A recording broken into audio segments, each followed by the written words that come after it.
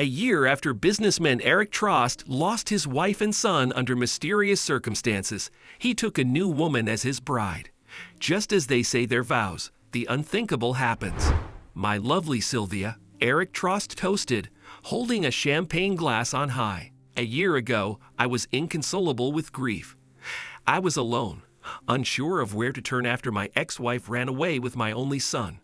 When the police eventually closed the investigation, assuming they were both dead, you turned up and gave me something new to fill my heart with. The doors of the large hall, the wedding had congregated and whispered open, filling Eric's pause perfectly. The groom continued, "Now I stand here looking at you, at how breathtaking you are, and all I can think is..." Eric fell silent, staring as a small crowd of his friends gathered in the main walkway parted to let a feminine figure through. He kept staring, his bride becoming slightly anxious. As the figure approached the pulpit behind the pair waiting to be bound in matrimony, Eric's glass slipped from his now dangling hand. "This is impossible," Eric mumbled into his microphone, just loud enough to be audible. His new bride, Sylvia, followed his gaze, puzzled by the indignant, black-haired woman strutting closer and closer. Before she could inquire what was going on, the intruder stopped at the bottom of the small set of stairs leading up to the bride and groom, smiled wanly at Sylvia, then turned her attention to Eric. "Eric, would you mind explaining?" The ebony-haired woman probed, but Eric kept staring in disbelief, champagne slowly swirling around the sole of his shoe. "No. In that case, allow me." The crowd dispersed at Eric's request, leaving the three alone. The woman began by saying her father named her Moira, hoping the name would carry on his legacy of good fortune. At first, it seemed the name was apt. She excelled in school, and her dad, Reinhardt, quickly adopted her as his protege. Together, they built a business that could barely be rivaled by any of their competition. Moira sunk her entire life into the business, working her fingers to the bone to ensure her father could see the company was rock solid before he passed away. When she married Eric, her dear dad thought the future was even brighter. Eric presented himself as a fine young man, "as he undoubtedly did to you as well," she quipped. Reinhardt gave his blessing, and Eric and Moira got married. At first, life was great. They had tons of laughs, went on exotic trips, and truly enjoyed each other's company. Eric seemed distracted every now and then, but Moira chalked it up to his failure to get a decent job. Don't misunderstand, he is a bright guy, brilliant and well-read. People just seemed to shy away from him when it came to business deals, but he worked hard and tried to prove himself to every prospective employer, Moira assured. After a while, the old CEO's health went downhill, and his daughter took over the company altogether. Although Reinhardt was getting frailer by the day, she wanted to make him proud, so she kept her nose to the grindstone, helping the company dominate the competitors. Vacations were a thing of the past, and the business became her priority. After a while, she fell pregnant. Moira had never considered having a baby, but was overjoyed when she heard the news. The only problem was that the company heavily relied on her, and she couldn't be a devoted mom while keeping the company afloat. So, Eric took over. Moira shrugged. As I said, he was brilliant and well-read. Eventually, Reinhardt passed away, but the business ran like a well-oiled machine, and the couple's baby boy was as fit as a fiddle. Only, Eric was never home. He barely spent one night per week at home, and was acting secretive. Now I should have seen the signs. Most people would have seen it ages before I stumbled onto it. But you never look for something you don't want to find, Moira contemplated. One day, the dutiful mother stumbled upon a pair of lingerie in his office when she went to look for an old photograph of her dad. Then she found the other woman in his contact list, and things spiraled out of control. I swear, it's not what you think. Eric lied to me. I bought it for you. I only had to take it out of the packaging to ensure it was the right fit. Silly lies at that, she sneered. Moira's story was briefly interrupted by Eric's protests. He looked pleadingly at his new bride and blurted, "I swear, none of this is true. You've known me for a year now. You must trust me." "Ha, a year?" Moira laughed. "I knew him for 4 years, and he turned on me the moment I confronted him with the threat of divorce. He just couldn't let go of the comfortable little fortune I had placed at his feet like a naive little girl. While Eric ran the company, he made connections. Most people saw him as the rightful CEO, and he had the force of many skillful lawyers behind him. In answer to Moira's demand for a divorce, Eric pulled out his trump card. The slimy scoundrel had gathered false evidence alleging his wife was an unfit mother. He presented her with images of her bruised child taken out of context, claims of drunkenness and substance abuse, and even accusations that she had poisoned her father to take his company. Moira added, of course, Eric portrayed himself as a sweet little hard-working husband who was strung along for the ride. You realize this is all just hearsay, woman? Eric interjected again. None of this can be proven, and none of it is admissible in court. You don't have a leg to stand on, he smirked.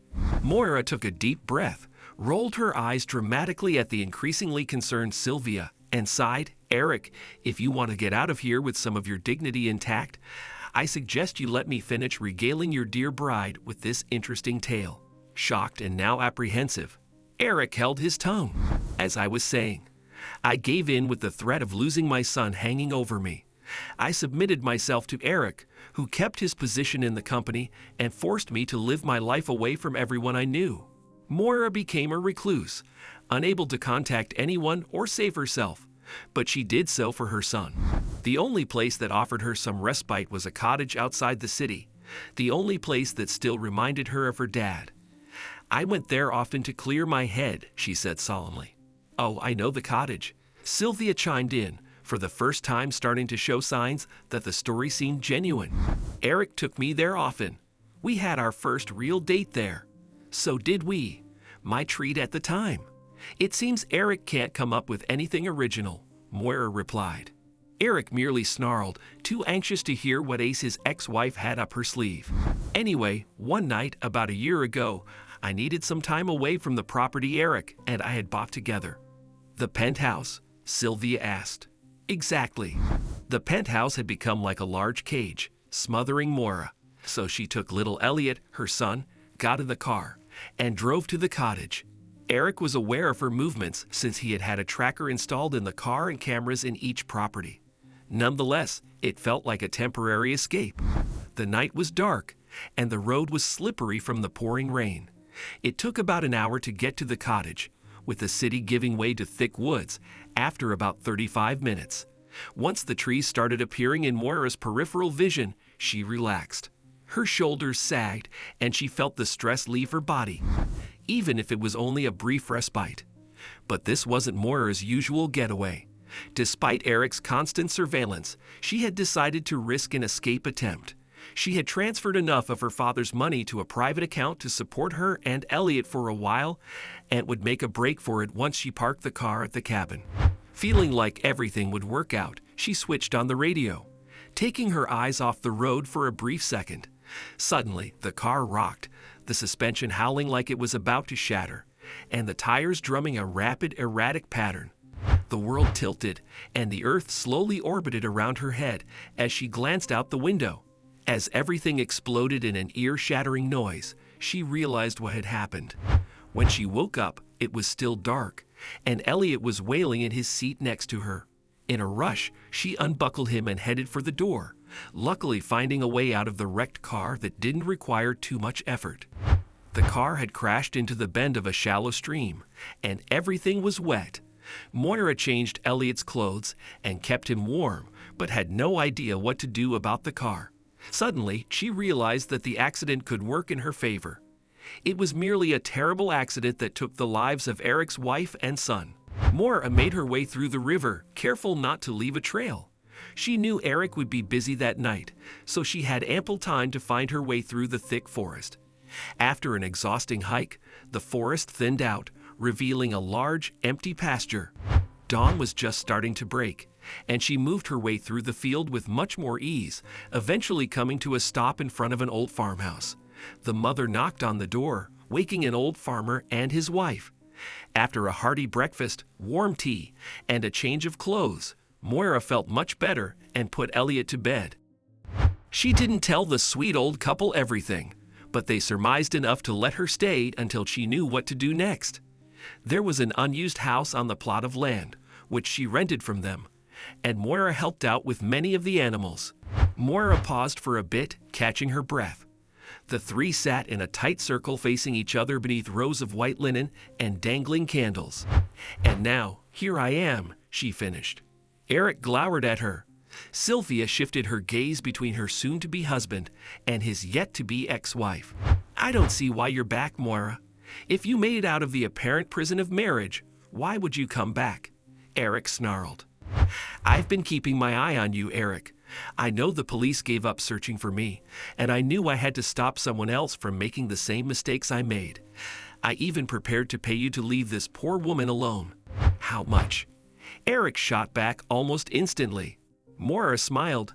"Ah, you see how desperate he is, Sylvia?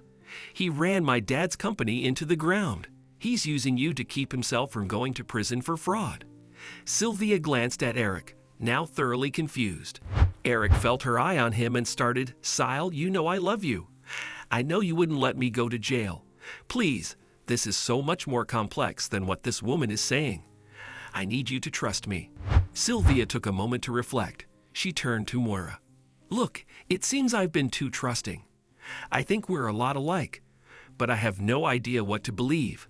If I believe you, I'm going to need backup, and so are you." Moira smiled. "I'll take any help I can get." Smack. Sylvia's hand traveled through the air, connecting solidly with her fiance's face. All Eric could do was reel from the shock, and he jumped to his feet. As he stood up, the doors burst inward, spewing hordes of personnel in bulletproof vests.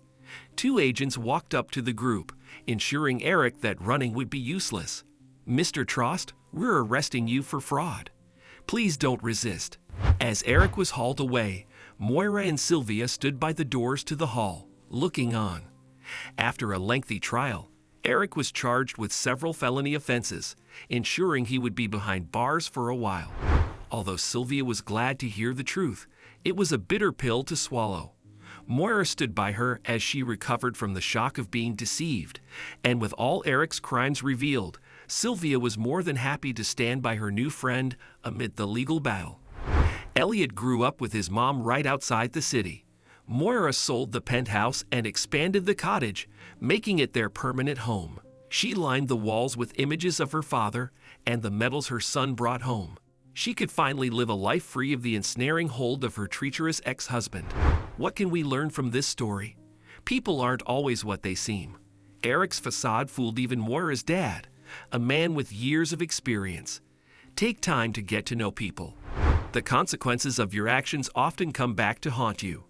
Eric thought he was in the clear after his wife disappeared. Little did he know a come-up-pants was brewing.